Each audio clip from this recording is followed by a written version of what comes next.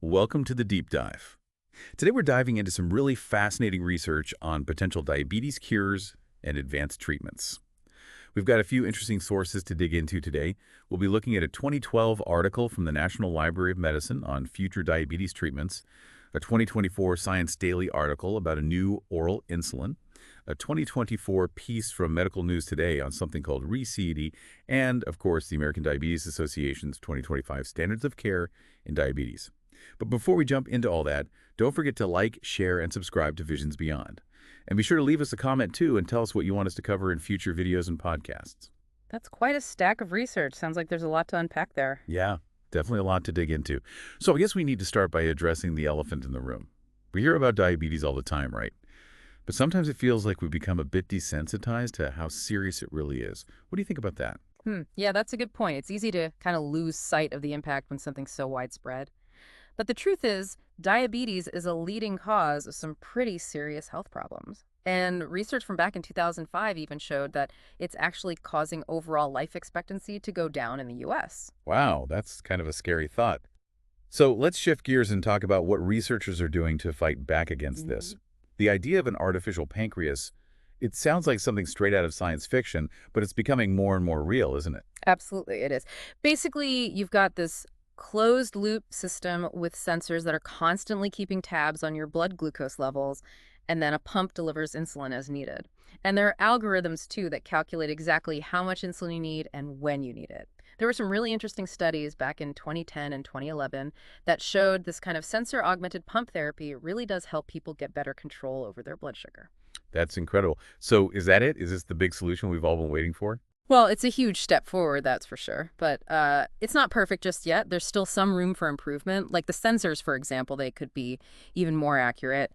And there's also a bit of a lag time between when the sensor takes a reading and when the insulin's actually delivered. So it's not quite a set it and forget it solution just yet? Yeah. Gotcha.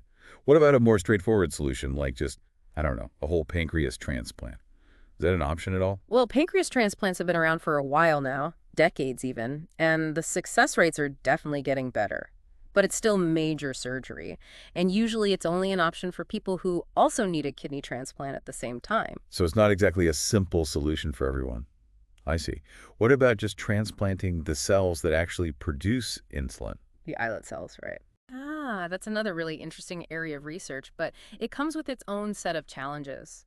The biggest problem is that there's just not enough donor tissue available for everyone who needs it. And then on top of that, it's tough to make sure those transplanted cells actually survive in the long run. There's some research from back in 2000 and 2008 that kind of highlights those challenges. But the cool thing is researchers are working on ways to get more islet cells from each donor pancreas. And they're also looking into other sources for those cells, like stem cells. They're really focused on figuring out how to make those transplants more successful, too. So there's definitely hope for the future. Like there was this really cool study in 2011 that looked at some new ways to improve graft survival, which is super promising. Okay, that's good to hear. So we've got artificial pancreases and cell transplants, but it sounds like those are still a work in progress. What about the world of medication? Are there any breakthroughs happening on that front? Oh, for sure. The history of diabetes meds is a long and winding road, and it's full of really fascinating stories. It's crazy to think that something like sulfonylureas, which is a pretty common diabetes drug now, was actually discovered totally by accident during World War II. Really? Tell me more about that. Yeah, they were testing it out as an antimicrobial agent to treat typhoid fever, but then they noticed it was causing some soldiers to experience really low blood sugar hypoglycemia. Talk about a serendipitous discovery, right? That's wild. And then you've got metformin, another really common drug, which almost didn't even make it to market because of concerns about lactic acidosis. Seems like drug development is a bit of a roller coaster ride. Oh, it definitely has its ups and downs, but it just goes to show how important it is to keep pushing forward with research. You never know what you might find. All right, so we've talked about some of the existing treatments out there, and, well, it sounds like there's some pretty big limitations. But let's talk about the big question everyone's thinking about. How do you prevent all those complications that can come with diabetes? Can you actually stop the damage from happening in the first place? Well, that's the ultimate goal, isn't it? And to really understand how to do that, we need to take a closer look at what's actually happening at a cellular level when someone has diabetes. Basically, when you have high glucose levels, it can set off this whole chain reaction of problems. One of those problems is the formation of these harmful molecules called advanced glycation end products. They're also known as AGEs, which I think is a pretty fitting name, considering they're not exactly your friend. AGEs. I've heard of those. They sound pretty scary. Yeah, they can be. They basically mess with your cell's normal processes and contribute to those long-term complications we were talking about earlier. But here's the good news. There's some promising research suggesting that we might be able to find ways to block those AGEs from building up in the first place. So there might be a way to stop the damage before it even starts. That would be amazing. But what about all the other complications that can come with diabetes, like heart attacks and strokes? Are those just caused by high glucose levels too? Well, high glucose definitely plays a role, but it's not the whole story. Inflammation is another major culprit when it comes to those macrovascular complications. You see, when someone has diabetes, they often have chronic inflammation going on, which can lead to something called insulin resistance and also contribute to atherosclerosis. That's the buildup of plaque in the arteries. So it's not just about keeping your blood sugar under control. It's also about managing that inflammation too. What are researchers doing about that? Well, the research on drugs specifically targeting inflammation in diabetes is still pretty early, but there have been some promising trials with a drug called anakinra. It's actually used to treat rheumatoid arthritis, but it's showing some potential for diabetes too. It seems like repurposing existing drugs for new uses could be a pretty clever strategy for diabetes research. Hmm. That is pretty clever. It sounds like we're starting to get a better handle on how complex diabetes really is, which is exciting. And maybe we're finally finding some new ways to tackle it from all angles, huh? But let's be honest, I think the question everyone wants an answer to is there a cure? Is that even remotely possible? Ah, the million-dollar question, right?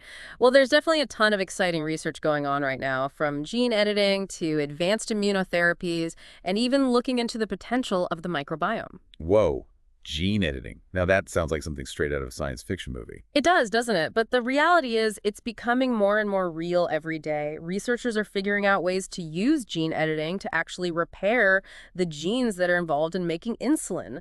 The idea is that you could potentially fix the genetic glitches that cause diabetes in the first place. Wow, that's mind-blowing. But I can't help but wonder about, like, the ethics of all that. Yeah. It feels kind of risky to mess with our genes like that, doesn't it? Yeah. Like, what if there are unforeseen consequences? Yeah, you're absolutely right. The ethical side of gene editing is huge, and it's something that needs to be discussed and debated very carefully. It's a powerful tool, and it needs to be used responsibly. It's fascinating to see how much science is pushing the boundaries, but it definitely makes you think, right? But while we wait for all these futuristic treatments to, like, actually become a reality, what can people do right now to manage their diabetes and prevent those complications? Well, even with all the amazing scientific advances happening, I think it's important to remember that lifestyle still matters a lot. I mean, things like eating a healthy diet, getting enough exercise, managing stress, those things can make a huge difference. Like in 2011, there was this study that showed people who made big lifestyle changes were actually able to reduce their risk of developing diabetes by almost 60%. That's even better than the results they saw with metformin, which is a commonly prescribed diabetes medication. That's amazing. So it's empowering to know that even though diabetes is this complex condition, we still have some control over our health, right? Absolutely. It's about taking charge of your own health, even while we wait for science to catch up. Okay, so in this first part of our deep dive, we've talked about some of the limitations of the treatments that are available right now, the challenges that come with cell transplants, and how important it is to focus on more than just your blood sugar when it comes to preventing complications. Yeah, and we also touched on some really exciting new research avenues like gene editing and immunotherapy, which are pretty mind-blowing. Totally. But there's still so much more to explore. When we come back, we're going to be diving into some of the latest breakthroughs in diabetes treatment and talking about whether a cure is actually on the horizon. Don't go anywhere. It's really amazing how much we're learning about how everything's connected in the body when it comes to diabetes. I mean, we've talked about blood sugar and inflammation, even the microbiome. But there's another really interesting piece of the puzzle here, the brain. The brain. Okay, now you're going to have to help me out here. What does the brain have to do with diabetes? Well, more than you might think. The brain is actually super involved in regulating your metabolism and how hungry or full you feel, all of which ties directly into diabetes. So it's not just about the pancreas and insulin then? Nope. Not even close. Like, remember those GLP-1 receptor agonists we talked about earlier?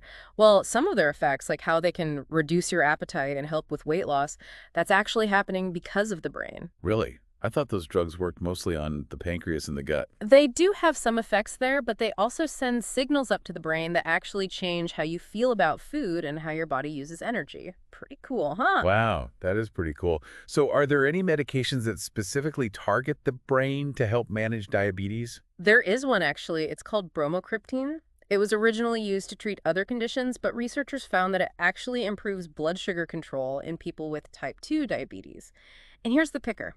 It does it without directly messing with insulin levels at all. So it's working on the brain somehow to improve metabolism. Exactly. And here's where things get really interesting. Researchers think it might be affecting our circadian rhythms, our natural sleep-wake cycle, in a way that benefits our metabolism. And get this, the research behind this whole theory actually came from studying migrating birds. Migrating birds. Okay, now I have to hear more about this. So certain types of birds, right before they migrate, they actually develop insulin resistance naturally, which helps them store up a bunch of fat for their long journey. Then when they reach their destination, they switch back to a lean state. It's like they flip a switch. Researchers think that the birds' brains might be controlling these metabolic changes by regulating certain hormones like dopamine and prolactin. So they're like naturally switching between being insulin resistant and insulin sensitive. That's wild. But how does that apply to humans? We don't exactly migrate or have those same seasonal hormonal shifts, do we? Well, the theory is that people who develop diabetes might be kind of stuck in a perpetual winter state, so to speak. Their bodies are constantly storing fat and they have chronic insulin resistance because we, as humans, have access to food 24/7, right? We don't have those natural cycles of burning through our fat stores like migrating birds do. So bromocriptine could be like flipping that summer metabolic switch in humans. That's fascinating. It is, right. It's a really interesting area of research, and it just shows how much we can learn from observing nature. And speaking of pushing boundaries, let's talk about a truly cutting-edge approach, gene editing. Gene editing. Now we're talking some serious science fiction stuff. I've heard a little about it, but honestly, it all sounds pretty complicated. Can you break it down for me? Sure. Imagine being able to actually go in and make specific changes to someone's DNA, like you're editing a document on your computer. That's essentially what gene editing is. And when it comes to diabetes, researchers are trying to figure out how to use this technology to actually repair the genes that are responsible for producing insulin. So you could potentially fix the genetic defects that cause diabetes in the first place. That's the ultimate goal, though we're not quite there yet. It's still pretty early in the research process. But think about the possibilities. You could potentially cure someone of diabetes by editing a handful of genes. It's crazy to think about, but it's also kind of scary, isn't it? Messing with our genes like that, it feels like there could be unintended consequences. You're 100% right. The ethical considerations around gene editing are huge, and they're definitely something we need to think about very carefully. It's a powerful tool, but it needs to be used responsibly. It's like we're opening this whole new frontier of possibilities, but we need to make sure we're not opening a Pandora's box at the same time. Exactly. And that's why these ethical conversations are so important. As science advances, we need to be having these conversations about responsibility and potential consequences alongside all the excitement about new possibilities. Right, it's all about finding that balance, I guess. So gene editing is one potential game changer, but it comes with a lot of responsibility. Yeah.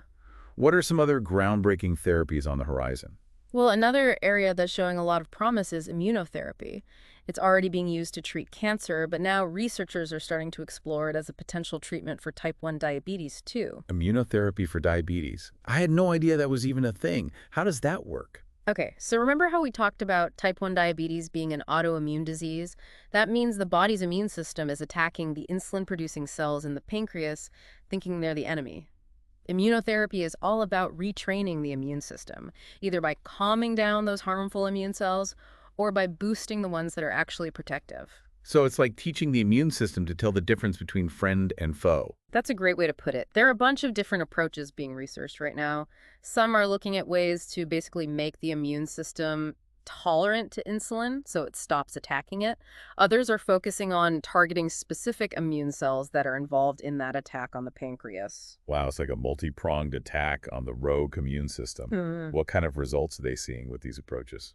There have been some really encouraging early trials. Like there was this study published back in 2023 that showed a drug called teplizumab was actually able to delay the onset of type 1 diabetes in kids who were considered high risk for developing it. Delaying the onset of an autoimmune disease, that's huge. It is. It suggests that immunotherapy could potentially even prevent type 1 diabetes altogether in some cases. Wow, that would be a total game changer. Yes. But what about people who already have type 1 diabetes? Can immunotherapy help them too? That's the big question, and researchers are working hard to figure that out.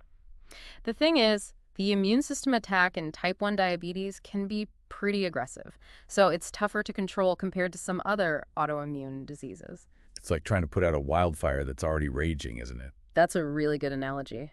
But even if we can't completely reverse the damage that's already been done, immunotherapy might be able to at least slow down how fast the disease progresses.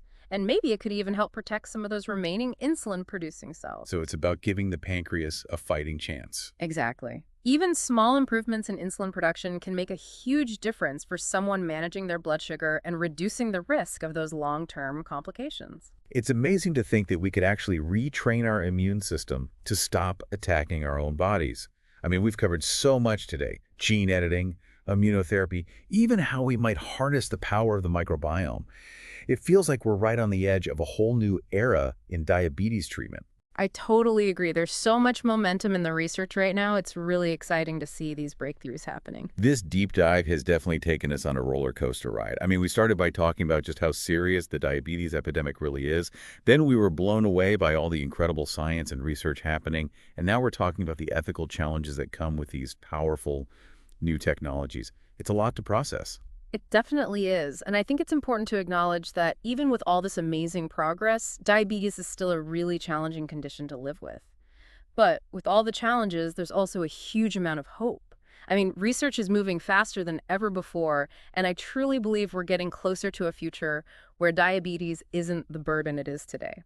A future where it's not a life sentence, but a manageable condition. And maybe someday it'll even be a distant memory.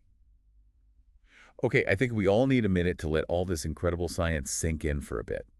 When we come back, we'll wrap up our deep dive with some final thoughts and a challenge for all of you listening. Stay tuned. And we're back for the final part of our deep dive into all things diabetes. We've been on quite a journey, haven't we? Exploring the history, the current state of things, and what the future might hold for diabetes treatments. It's really amazing to see how far we've come and all the possibilities that are out there. Absolutely. We've covered a lot of ground, that's for sure. From those limitations we talked about with the treatments that are available now to the potential of all these crazy new technologies like gene editing and immunotherapy. Right. But I think there's one key thing we need to circle back to before we wrap things up. Lifestyle. You're absolutely right. It's easy to get swept up in all the excitement about these new drugs and futuristic therapies. But at the end of the day, we can't forget about the power of good old-fashioned lifestyle changes when it comes to managing diabetes. I think that's such an important point. It's not just about finding a cure, it's about living well with this condition. And I actually think lifestyle becomes even more important as these new treatments become available. Like, imagine, even if we do find a cure for diabetes, it's not going to be the simple one and done kind of thing, you know? It's probably going to be a pretty complex treatment, maybe even involving something like gene editing or cell transplantation. And those kinds of therapies are going to require ongoing management and monitoring. So it's not like you take a magic pill and poof, you're cured. Exactly. And even with the most cutting-edge treatments, lifestyle choices are still going to play a big role in how well they work and how long their effects last. That's like building a house. You need a solid foundation to make sure everything else stays strong. That's a great way to put it. And that foundation is a healthy lifestyle. Eating right, moving your body regularly, managing stress. These are all crucial for everyone's health. But for someone managing a chronic condition like diabetes, they're even more important. It's not just about managing diabetes, it's about taking care of your whole self. Exactly. And that's something we can all strive for, whether we have diabetes or not. So we've talked about a ton of potential solutions, some that are already here and others that are still in development. If you had to pick just one area of research that you're most excited about, what would it be? Oh, that's a tough one. There's so much incredible work happening right now. But if I had to choose just one, I think I'd go with immunotherapy. The idea that we might be able to retrain the immune system to stop attacking the pancreas in type 1 diabetes, that's pretty powerful stuff. Yeah, it's like Going straight to the source of the problem, right? Instead of just trying to manage the symptoms. Yeah. Exactly. And if we can really figure out how to use the immune system to our advantage like that, it could have implications way beyond diabetes. I mean, think about all the other autoimmune diseases out there we might be able to treat or even prevent those too. Wow, that's an incredible vision for the future. It feels like we're on the brink of something truly revolutionary in medicine. I think so too. And it's really inspiring to be a part of it. Well, I think that's a great note to end on. We've covered so much in this deep dive, and it's been quite a journey, hasn't it? We've explored the challenges, the complexities, but also the incredible hope that surrounds diabetes treatment today. We've only just scratched the surface, really. But hopefully it's given everyone listening a glimpse into the amazing work that's being done. Before we sign off, we want to remind everyone to like, share, and subscribe to Visions Beyond. We'd love to hear your thoughts on this episode too, so be sure to leave us a comment and let us know what other topics you want us to cover in future videos and podcasts. We're always looking for new ideas, and your feedback means a lot to us. And remember, whether you're living with diabetes yourself, or caring for someone who is, or just curious to learn more, there's a whole community out there who understands what you're going through. And there are resources available to support you too. You're not alone in this. Keep learning, keep advocating for yourself and others, and never stop believing in the power of science and the human spirit to create a brighter future for everyone impacted by diabetes. And that's a wrap on this episode of The Deep Dive. Until next time, stay curious, everyone.